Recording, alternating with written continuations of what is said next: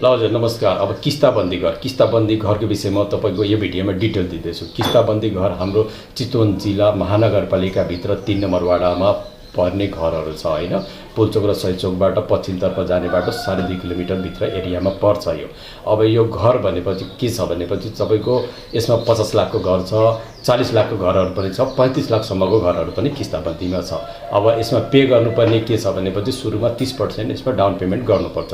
30% down payment गर्नुहुन्छ भने घर तपाईँको हो, तपाईँ बस्नुहोस् या त्यसलाई भाडामा लगाउनुहोस्।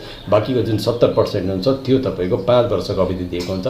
5 वर्षभित्र तपाईँले पे गर्नुपर्ने देखिन्छ त्यहाँ है त। अब यसरी हो घरहरू। अब घरमा तपाईँको के छ भनेपछि वाल जति पनि छ तपाईँको इँटको बनाएको छ, यसमा ब्लक छैन, इँटाको बनाएको हो, तर पुरै प्लास्टर गरेको हो। माथि तपाईँको जस्ता छ टिन लगाएको छ घर हैन।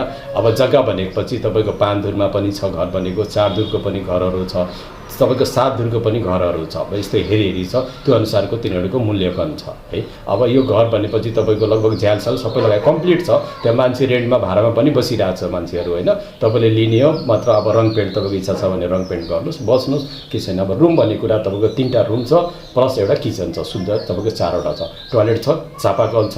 अब तपाईँले सरकारी खानेपानीको पनि त्यहाँ पाइप आछ, तपाईँले अब युज गर्नुहुन्छ भने तपाईँले मिल्छ युज गर्नको लागि। तर तपाईँको आफ्नै चापाकलको छ, पैसा पानीको लागेन, बिजुली बत्ती सबै छ, मतलब भाडामा गइरहेको छ। अब राम्रो घर छ, नजिक पनि छ। अब तपाईँले चाहियो भने तुरुन्तै सम्पर्क गर्नुहोस्। हस् त, नमस्ते।